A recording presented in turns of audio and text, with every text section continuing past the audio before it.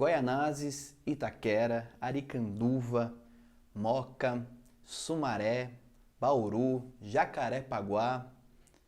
O que todos esses nomes têm em comum? O quê? E é isso que vamos falar hoje. E aí pessoal, eu sou o Gustavo do canal Clio História e Literaturist. History and Stories. Massachusetts. E aqui estou mais um dia para gravar mais um vídeo com vocês. Já peço que vão curtindo os vídeos aí, curte pra gente, por favor. Compartilhe também e ajude o Clio a crescer cada dia mais. E hoje o vídeo será sobre a língua geral, ou o tupi, né, que será falado aqui no Brasil, ou também pode se chamar de língua basílica. Então, antes de começar a falar sobre a língua geral, precisamos entender o que é o tronco linguístico. O tronco linguístico são várias línguas que têm uma origem comum. Como, por exemplo, temos o tronco linguístico indo-europeu, que vai dar origem ao latim, aos celtas e outras línguas que temos lá, os germânicos. E outro exemplo também é o próprio latim, que do latim vai nascer o português, o espanhol, o francês, o lituano e outras línguas. Aqui, o território sul-americano, nós temos os troncos linguísticos. Aqui no Brasil, né, um território que virá a ser Brasil, né, que veio a ser Brasil, nós temos dois principais troncos linguísticos, o macro-tupi e o macro-G. Esses dois troncos linguísticos eram os principais que tínhamos aqui no território que viria a ser o Brasil na chegada dos portugueses. E as tribos que moravam no litoral, né, que pegavam todo o litoral brasileiro, eram de um tronco linguístico e da nação tupi.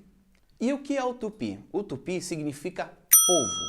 Então são várias nações, vários povos, várias tribos que têm uma cultura, uma crença e um tronco linguístico, né, as línguas são semelhantes, eles têm praticamente tudo isso em comum. Então eles são a nação tupi, né? Mas essas nações são divididas em outras tribos, outras agremiações, né, como posso dizer. Desses povos tupis, os mais famosos são os tupinambás, que significa os descendentes dos verdadeiros tupis. O tamoio, que quer dizer o avô, ou seja, uma das tribos mais antigas que tinham, uma das nações mais antigas. O tupiniquim, ele quer dizer o tupi vizinho, ou o tupi que mora ao lado. No caso, eles moravam ao lado dos tamoios, dos tupinambás, tudo. Tem o potiguar, ele ocupava mais a região ali do Rio Grande do Norte, tanto que hoje em dia o pessoal que nasce em Natal é chamado de potiguar, que é o comedor de camarão. E também tinha os povos guaranis e os povos caetés, além de outras tribos um pouco menores, né? Em 1500, com a chegada dos portugueses, eles entraram em contato primeiro com os tupinambás, que estavam ali na Bahia, o que hoje é o Porto Seguro, Salvador.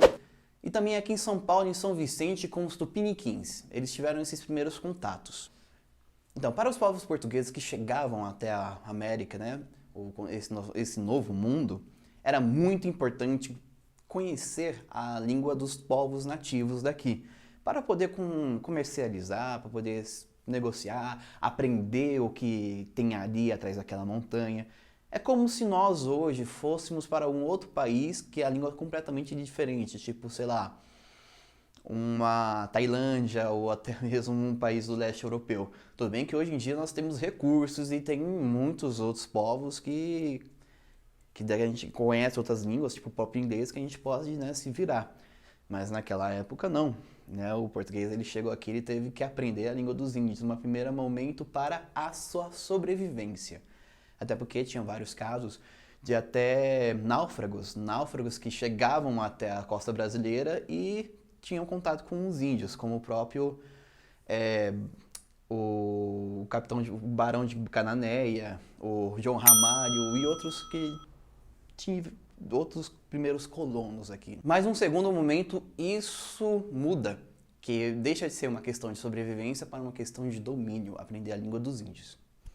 A gente já vai ver isso. Os primeiros portugueses, europeus a chegarem ao Brasil, a invadirem as terras, né, aqui sul-americanas, eles eram praticamente, né, em sua totalidade, homens. E homens que vinham sozinhos, muitos solteiros ou então que vinham com algum filho que fosse mais velho. E isso acabou acarretando em que eles tinham relações com as indígenas e tinham filhos com as indígenas. Então as indígenas, elas criavam o seu filho, filho de portugueses, e essa criança tinha tanto contato com a língua, com o português, que é a língua do seu pai, e o tupi, que é a língua de sua mãe. Então essas crianças, elas já eram ali de bilíngues de nascença. Não necessariamente assim, mas elas já tinham um contato com essas duas línguas. Soma-se também a questão dos próprios jesuítas que vêm para o Brasil para catequizar os índios, para aquela história que a gente já conhece. Com a chegada dos jesuítas, tem uma vontade ali dos próprios jesuítas em escrever, em estudar a língua dos tupis, até mesmo para catequizar eles, catequizá-los, e também para facilitar a interação do próprio jesuíta com o indígena. Então, nós também temos o padre, entre eles José de Anchieta, o padre aqui que fundou São Paulo, que ele lança um livro, acho que é um livro póstumo, não lembro. Ana, qual que é a data que ele morreu aqui, por favor? Eu te passo depois. É que a Ana tá ali, ela é a nossa diretora aqui. Então ele lança a arte da gramática da língua mais falada do litoral brasileiro. Esse texto dele é muito importante para nós estudarmos o tupi antigo. O tupi antigo, porque depois dessa interação dos portugueses, dos jesuítas com os tupis, o tupi tem uma grande modificação e acaba tendo uma divisão entre o tupi antigo, o tupi que se falava antes dos portugueses, e o novo tupi, que é a língua geral. Porque cada povo tinha seus modos de falar, suas gírias, e palavras que diferenciam de um povo para o outro, Tipo o tupi, o tupinambá falava de um jeito, e o tamoio falava de outro, e o tupiniquim falava de outro, entendeu? E estava ali no mesmo tronco linguístico. E esse livro que o José de Anchieta escreveu, ele foi lançado em Coimbra, lá em Portugal, em 1595.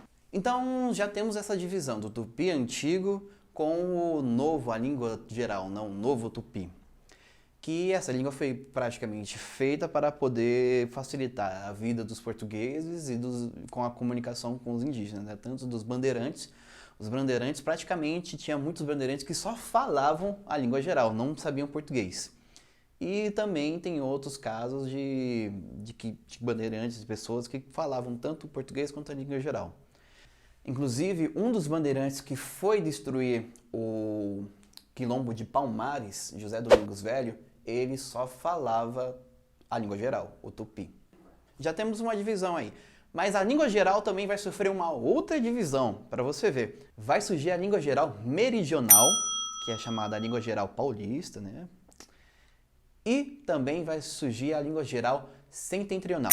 A meridional, ela fala bastante, ia praticamente falar só que no sudeste, pouco do nordeste, que é mais por esse contato dos bandeirantes. E depois a língua geral é levada para o norte do Brasil e vira a setentrional, que é a língua geral lá do norte, que é falado no norte do Brasil, inclusive falado até hoje, que vira o Nhangatu, que é o novo tupi. E a língua geral, ela cresce tanto, que ela é a língua mais falada dentro da própria colônia. E por alguns períodos, a própria cidade de São Paulo, as cidades do sertão, que sertão vem de desertão. Então tudo que passa além da faixa litorânea é o sertão. Então aqui em São Paulo, que era o sertão, só se falava a língua geral, até 1700 e pouquinho que a gente vai falar. Só que aí temos uma grande reviravolta. Temos o Diretório de 1758, lá em Portugal. Acertei a data? Acertou! Que é feito em 1755 e tornada pública em 1757. Esse diretório é o Diretório dos Indígenas, que é feita pelo rei Dom José I e, na verdade, é montada ali pelo Marquês de Pombal, o Pombal que a gente tanto conhece, que inclusive é o mesmo que vai expulsar os jesuítas aqui do Brasil. E o que esse diretório falava? O diretório, ele simplesmente falava o seguinte: você que é indígena, você vai virar civilizado e chegar bem próximo a um português. Então, o diretório, ele instituía o seguinte, que todas as tribos indígenas seriam elevadas à categoria de vila, seriam vilas. Todo indígena deveria ter um sobrenome português. Aí taca o Silva, taca o Nascimento também, né? Vários aí, o da Costa. Tá com vários sobrenomes que a gente conhece, muitas pessoas têm hoje, né? Então todo indígena deveria ter um sobrenome português com esse diretório. Proíbe-se a nudez. Não pode ficar índio pelado não, bota a roupa no índio. E incentivava também a miscigenação, né? Ok, com o diretório, que não vai durar muito tempo, próximo de 1800 já acaba, mas deixa suas cicatrizes, suas marcas. E também com a expulsão dos jesuítas pelo Pombal, a língua geral paulista, meridional, ela vai ficando fraca, desaparecendo aos poucos e some. A língua setentrional, que é lá do norte, ela vai sumindo aos poucos, mas ela consegue se manter viva com o Nhangatu, que é o novo tupi. O que quer dizer Nhangatu? Nhangatu. Nhegatu. O Nhê significa falar, a fala, né? Ou língua. Gatu quer dizer bonito, não, ou boa, bonito. Então é a língua boa, Nhegatu. O Nhegatu sobrevive. Ele é bastante falado na região do norte, principalmente no município de São Gabriel da Cachoeira, São Gabriel da Cachoeira, que fica ali no Amazonas. Mas a língua geral, ela ainda sobrevive em pequenos pontos, como os próprios nomes dos lugares. Então vamos lembrar de todas as palavras, lugares que a gente conhece que começa com pira, como Piratininga. Piratininga quer dizer o peixe seco. Piracicaba, que é onde o rio, a curva dos peixes. Piraporinha, tudo que for pira é referente a peixes. O Ita. Ita é uma que a gente mais tem contato, que quer dizer pedra, como o próprio Itaú, que é a pedra forte, né, que a gente conhece do banco. Itaquera, que é a pedra preta. O Itaquá, ou vários outros lugares que começam com Ita. Tem Itapetininga, e tudo que começa com Ita tem referência a uma pedra. Itaimbibi ou Itaimirim, Itaim, o próprio Itaim, né? O Itaim, ele quer dizer pedrinha, pedras pequenas. Também temos a questão do tudo que tem I é referente a um rio. O Tamanduateí é o rio dos Tamanduás. O Anhambi, que é como o Tietê, a gente conhece hoje ele como Tietê, mas antes ele é o Anhambi, que é o rio dos Anhambás, né? Que é outro. Que era uma planta que tinha ali na época que os colonos chegavam aqui em São Paulo. Temos o Jaceguaí, o Jacareí, né? Rio de Jacarés. Então tudo que tiver I no final é de rio.